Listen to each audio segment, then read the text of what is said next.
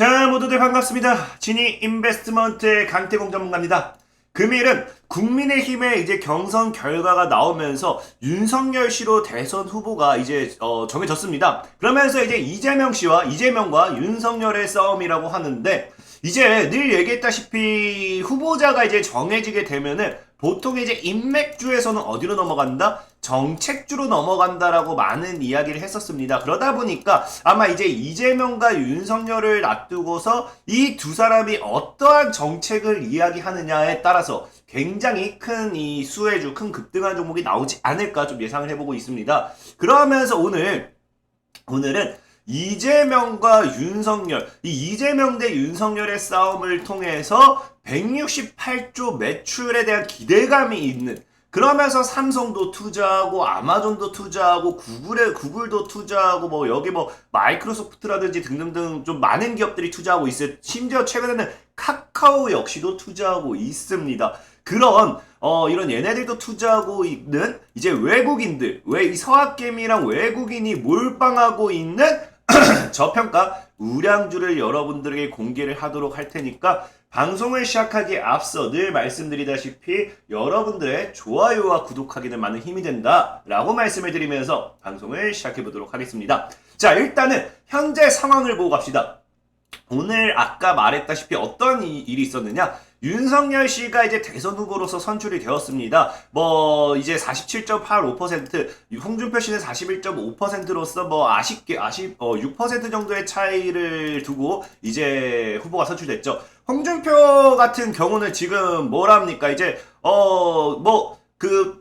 여기에 대해서 불복하지 않고 승복합니다. 그렇기 때문에 다른 이변이 없는 이상은 이제 윤석열 씨가 이제 국민의힘 대표로서 계속 나올 건데, 이제 중요한 거는 뭐냐고 하면은 이제 윤석열이 국민의힘의 대표로 나오면서 이제 본격적인 뭐가 된다. 이 대선에 알리는 스타트가 된다. 그래서 이재명과 윤석열 구도가 확정됐고 대선 본선 경쟁이 시작이 되었다가 이제 중요한 거예요. 그렇기 때문에 우리는 이제는 정책주를 예상을 해봐야 된다는 거예요. 전에도 얘기했지만 보통 이 후보자가 단일화가 되기 전까지는 인맥주가 다 움직입니다. 그 다음에 이제 단일화가 된다고 하면 인맥주는 죽고 정책주로 넘어가고, 이 정책주를 알아야 돼, 예상을 해봐야지만 우리가 앞으로 소외를 볼 수 있는데, 중요한 거는 얘들이 어떠한 정책을 할 것이냐를 예상을 해봐야겠죠. 그러다 보니까 지금 상황을 좀 분석해보면 이재명과 윤석열의 문제는 무엇이냐? 바로 이거죠.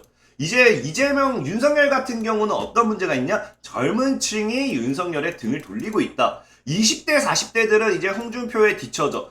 이야기가 나오면서 실제로 이제 MZ세대라고 하죠. 젊은 층은 뭐한다? 홍준표를 더 선호했다라는 이야기가 있습니다. 그러면서 실제 오늘도 뭐 이 국민의힘의 경선 결과를 본다라고 하면은 여론조사 결과는 이 홍준표 씨가 압도적이었어요. 다만 이 당내 투표를 통해 가지고 윤석열 씨가 압도적으로 이제 우승을 하면서 47%라는 투표율을 받게 됐는데, 어찌됐든 이제 젊은 층은 윤석열한테 등을 돌리는 상황이었다.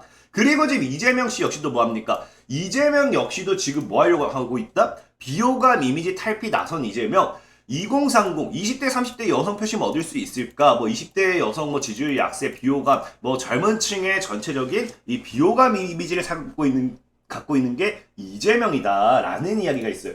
그러다 보니까 지금 현재 이 이재명 대 윤석열, 이 두 사람의 승부를 결정지을 거는 어찌 보면 젊은 층의 표를 누가 가지고 가느냐, 이게 지금 핵심이 될 수 있어요. 그럼 사실 젊은 층을 공략하는 정책주는 이 기본적인 거는 사실 너무 대표적이고 기본적인 거는 일자리, 그 다음에 이게 저출산입니다. 그 다음에 이게 최근에 좀 이슈가 됐지만 이것도 부동산, 지금 집값을 잡지 못하기 때문에 청년층이 최근에 들어서 굉장히 많은 우울감 이런 걸 느끼기 때문에, 상대적인 박탈감을 느끼기 때문에 이 세 가지 정도가 될 수도 있는데, 어쨌든 지금 젊은 층을 잡기 위해서 뭐 해야 된다? 일자리가 나오든지 저출산이 나오든지 부동산이 나오든지 이건 나와야 되는, 이건 너무 기본적인 거다. 기본적인 거고, 이 이재명과 윤석열은 지금 젊은 층의 표심을 사야 된다는 거예요.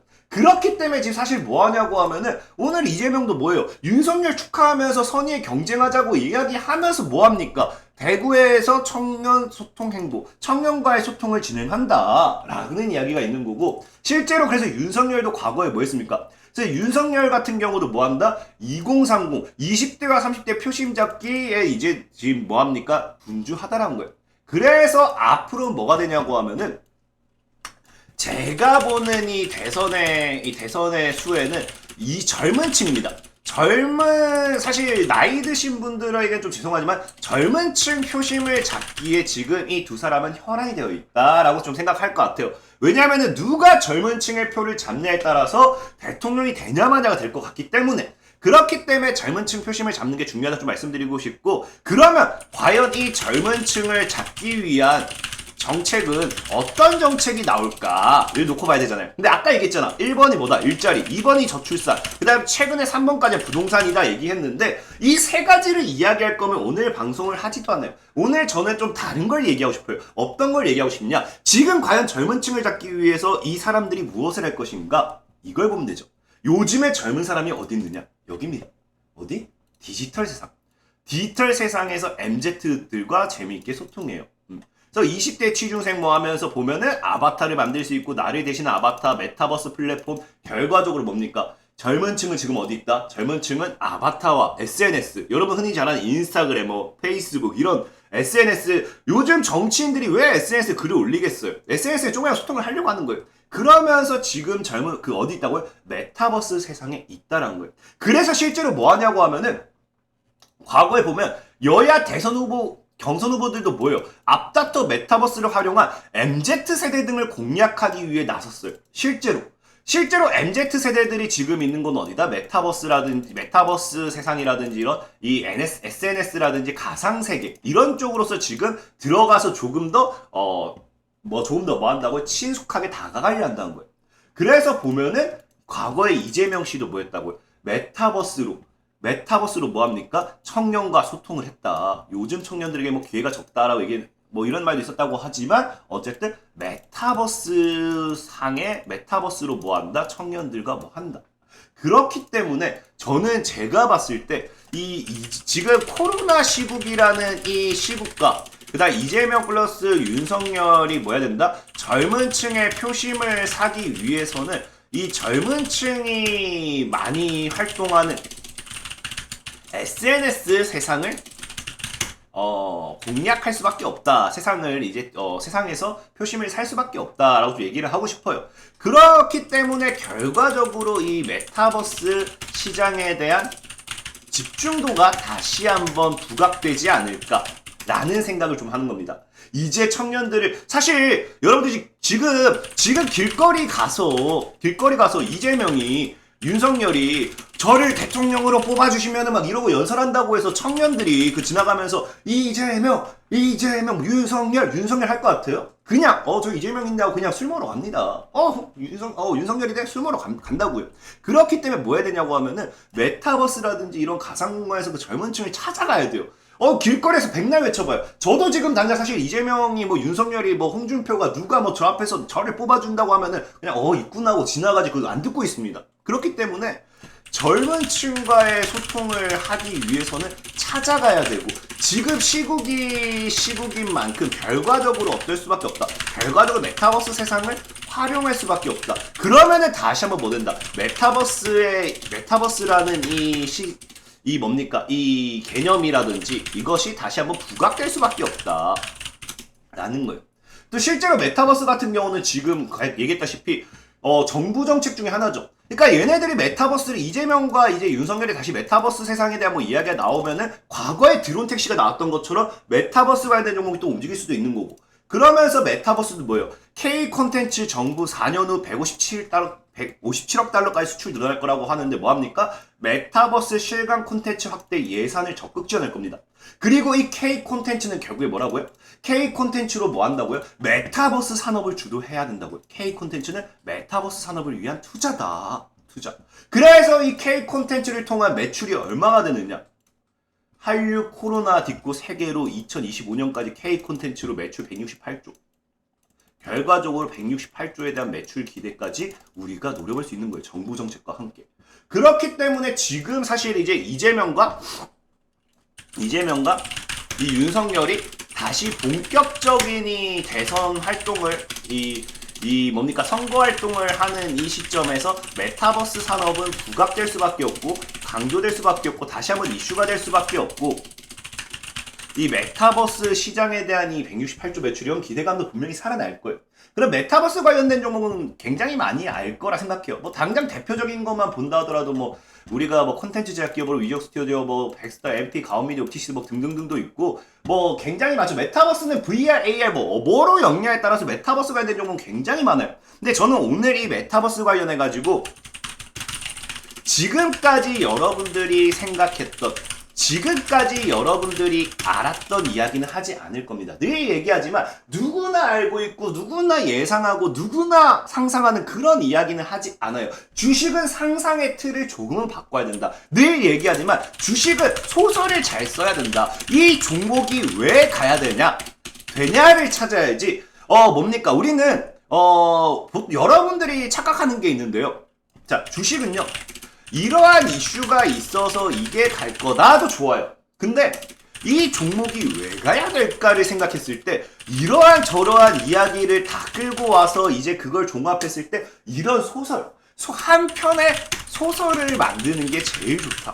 그리고 그 소설 속에서 관련되어 있는 종목을 찾는다면, 관련되어 있는 수혜를 찾는다면, 연관되어 있는 기업을 찾는다고 하면은 더 확실할 수밖에 없다고 좀 말씀드리고 싶죠. 말씀드릴게요. 그렇기 때문에 오늘은 좀 색다른 거 얘기하고 싶어요. 어쨌든 여러분들이 자 이재명, 윤석열 자 이재명과 윤석열이 뭐 한다고요? 이재명과 윤석열이 MZ세대 표심을 사는 동안에 이 메타버스는 다시 한번 이슈가 될 거다 라는 걸 여러분이 얘기할 거예요. 그래서 일단 여기까지만 놓고 봤을 때 여러분들이 메타버스 관련되어 있는 이 수혜주를 사셔도 괜찮아요. 근데 저는 조금 더 멀리 볼게요. 사실 제가 얘기하는 거는 당장의 수혜보다도 좀 메타버스란 기술을 앞두고 더 멀리 보는 거예요. 그래서 제가 아까 삼성이라든지 구글이라든지 이런 마이크로소프트라든지 막 투자한다 했죠. 아마존. 그래서 걔네가 어딜 투자했는지 보자고요. 자, 얘네가 봅시다. 제2의 테슬라. 자, 서학개미가 꽂힌 종목. 삼성과 구글도 투자했다. 그게 뭡니까? 아이온큐란 종목이에요. 국내 투자자는 2천만. 순매수. 주가 한 달 만에 60% 올랐습니다. 근데 삼성, 구글도 어디에 투자했습니까? 양자 컴퓨터 기술이라는 거예요. 아이온큐라는 기업이 양자 컴퓨터라는 기술에다가 투자했다는 거예요. 자, 보면은 미국의 아마존, 양자 컴퓨터 개발 경쟁에 본격적으로 뛰어들었다. 자, 지금 구글과 삼성과 아마존이 뭐한다? 양자 컴퓨터라는 이 시장에 본격적으로 투자를 진행했다라는 거예요. 근데 왜 갑자기 메타버스 이야기가 나오다가 양자 컴퓨터 이야기가 나오느냐? 자, 이제 보자고요. 뭐 때문일까? 자, 최근에 일단 양자 컴퓨터라는 걸 여러분들 알고 보면 좋은데 슈퍼컴퓨터보다 1000배 빠른 게 이제 구글의 양자 컴퓨터가 양자 컴퓨터는 그냥 슈퍼컴퓨터의 상위 호환이라고 보시면 돼요. 이게 과연 뭐 어떻게 진행되고 양자 컴퓨터가 어떠한 기술력을 통해서 어떻게 뭐 이렇게 흘러가고 이런 게 중요한 게 아니라 슈퍼컴퓨터의 상위 호환이다. 이것만 여러분들이 이해하셔도 괜찮아요. 근데 어쨌든 이 양자 컴퓨터가 왜 나오느냐? 자, 보면은 양자 컴퓨터라는 종목은 엄청난 연산 속도는 웨어러블 컴퓨터입니다. 그래서 인공지능, 선박, 자동차, 비행기 등의 자율주행, 메타버스 등 이른바 미래 사회를 송두리째 바꿔놓을 수 있는 인프라라고 볼 수 있겠죠. 인프라. 그렇기 때문에 일단은 여러분들이 좋아하는 미래 먹거리 산업, 웨어러블, 이제 인공지능, 뭐 자율주행, 메타버스 이 모든 것을 이제 기본적으로 이제 바꿔버리는 인프라라 볼 수 있고 중요한 건 뭐냐고 하면은 자, 이 메타버스의 지금 이 메타버스의 한계가 뭐냐고 하면은 대충 보면 이제 메타버스의 탑승의 과제를 떠오르는 게 통신 속도나 장비의 성능, 보안 강화, 사회적 제도 기반 뭐 이런 것들입니다. 그래서 뭐 읽어보면 알겠지만 이걸 뭐 보면은 메타버스가 지금 가상현실이 돼야 되는 모든 활동이 가능한데 여기에 대한 속도라든지 성능 적인 부분이 사실 한계점으로 제일 많이 부각이 된다는 거예요. 그렇기 때문에 이 메타버스의 시장이 더 성장하기 위해서는 사실 이를 뒤받침해줄 뭐가 따라야 된다. 속도, 장비의 성능, 뭐 등등. 따라와 줘야 되는데, 이게 사실 우리가 컴퓨터로 치면 뭡니까? 컴퓨터로 치면은 이제 컴퓨터의 한계라는 거죠. 컴퓨터 한계. 그렇기 때문에 지금 사실 보면은 최근에 메타버스랑 AI 초연결 보면은 마이크로소프트가 뭐 합니까? 메타버스랑 인공지능 뭐 초연결 뭐 하는 이 핵심 기술도 그 세 가지 공개했다고 하는데, 이 중에 결과적으로 보면은 얘네들이 이것을 가능한 이유가 뭐냐고 하면 여기에 나오죠. 얘네 같은 경우는 뭐 합니까? 뭐 이런 거 뭐 인공지능 뭐 메타버스 뭐 이 화상 채팅 뭐 등등 나오는데, 이런 게 결국에 AI 모델과 애저 엔터프라이즈급 성능의 결합. 그러니까 얘네 같은 경우 2016년 최초로 하이퍼스케일 AI 컴퓨터를 발표하고 5년이 지난 현재까지 세계에서 가장 강력한 AI 슈퍼컴퓨터를 보유하고 있죠. 그래서 이 가장 강력한 슈퍼컴퓨터를 보유하고 있기 때문에 이 기술을 통해서 얘네가 뭐 할 수 있었다? 이 모델인 GPT-3 뭐 합수시키고 뭐 해서 이걸 만들 수 있었다. 그러니까 사실 메타버스 시장이 더 성장하기 위해선 좋은 컴퓨터가 필요하다라는 거예요. 그냥 너무 쉬운 거예요. 자, 메타버스 시장의 성장을 위해서는 앞으로도 컴퓨터의 기술 발전이 따라와 줘야 된다. 근데 그게 뭐다? 슈퍼컴퓨터면 좋겠지만 이것보다 더 상위 호환인 뭐다? 상위 호환인 양자 컴퓨터다. 그래서 실제로 뭐 또 보면은 뭡니까? 보면은 앞으로 메타버스는 어떻게 진화할까요?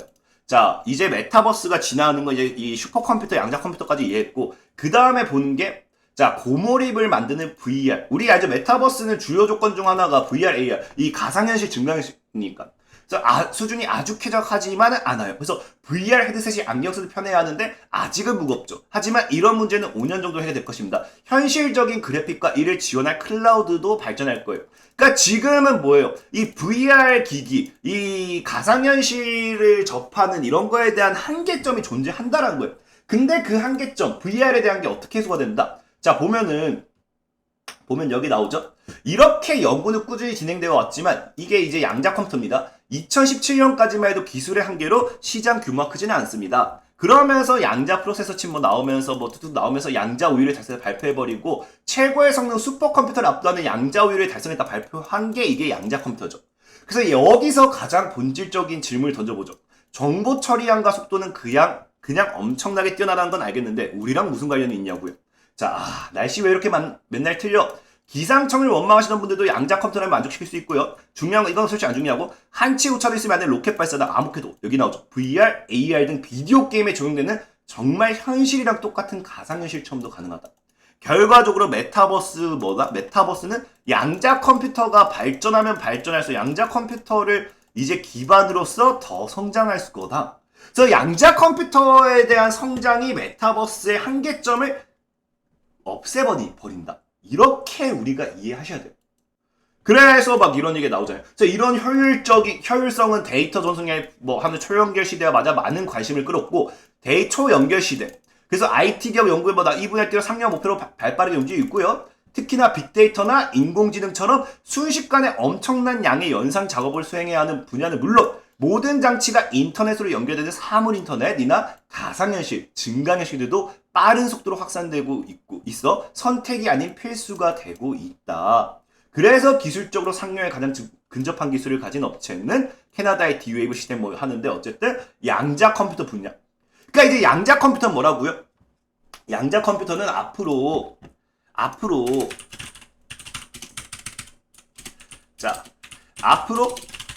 양자 컴퓨터는 메타버스 시대 선택이 아닌 뭐가 된다? 필수가 될 수밖에 없다. 저는 이 양자 컴퓨터가 결과적으로 양자 컴퓨터의 성장이 메타버스 성장의 한계를 무너뜨릴 수 있다.